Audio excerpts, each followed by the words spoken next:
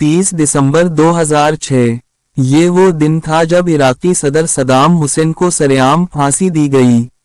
کہا جاتا ہے کہ جب صدام حسین کو تختہ دار پر لایا گیا تو وہ درود شریف پڑھ رہے تھے۔ انہوں نے کلمہ شہادت بھی پڑھنے کی کوشش کی، مگر ابھی مکمل نہ ہوا تھا کہ تختہ کھینچ دیا گیا۔ یوں ایک ایسا حکمران جس نے دہائیوں تک عراق پر حکومت کی، دنیا کے سامنے اپنے انجام کو پہنچا۔ صدام حسین وہ شخص تھے جنہوں نے اپنے ملک کے اندر طاقت کا بے دریغ استعمال کیا۔ انہوں نے عالمی طاقتوں کی آنکھوں میں آنکھیں ڈالیں، لیکن آخرکار ایک عالمی سازش کا شکار ہو گئے۔ افسوس کی بات یہ ہے کہ ان کے جانے کے بعد عراق آج تک سنبھل نہیں پایا۔ ناظرین، صدام حسین 28 اپریل 1937 کو عراق کے ایک چھوٹے سے گاؤں میں پیدا ہوئے۔ والد اور بھائی کے انتقال کے بعد ان کی پرورش ان کے چچا نے کی۔ تعلیم کے بعد صدام حسین نے سیاست میں قدم رکھا اور باعث پارٹی میں شامل ہو گئے۔ 60 کی دہائی میں وہ صدر حسن الباقہ کے قریبی ساتھی بن گئے۔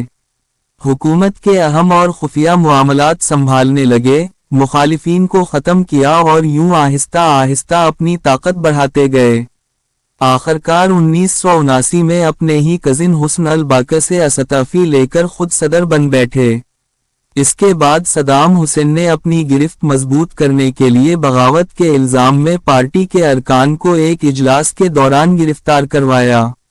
کچھ کو قتل کر دی گیا اور یوں پارٹی پر ان کی شخصیت کا سکہ بیٹھ گیا۔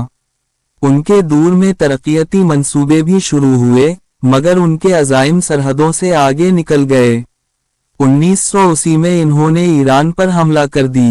یہ جنگ 8 سال جاری رہی جس میں لاکھوں لوگ مارے گئے اور عراق کا خزانہ خالی ہو گیا۔ لیکن صدام حسین نے یہیں بس نہیں کی۔ 1990 میں انہوں نے کویت پر قبضہ کر لی۔ یہی فیصلہ ان کے لیے تباہ کن ثابت ہوا۔ امریکہ اور برطانیہ نے آپریشن ڈیزرٹ سٹارم کے ذریعے عراق کو تباہ کر دی۔ 2003 میں امریکہ نے عراق پر ایک اور حملہ کیا اور صرف 3 ہفتوں میں صدام حسین کی 24 سالہ حکومت ختم ہو گئی۔ وہ روپوش ہو گئے، لیکن دسمبر میں امریکی فوج نے انہیں ان کے آبائی گاؤں کے قریب ایک بنکر سے گرفتار کر لی۔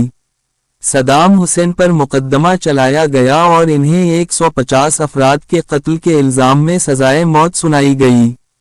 ٹریل کے دوران وہ بار بار کہتے رہے، میں اب بھی عراق کا صدر ہوں۔ اصل مجرم امریکی صدر جارج بش ہے۔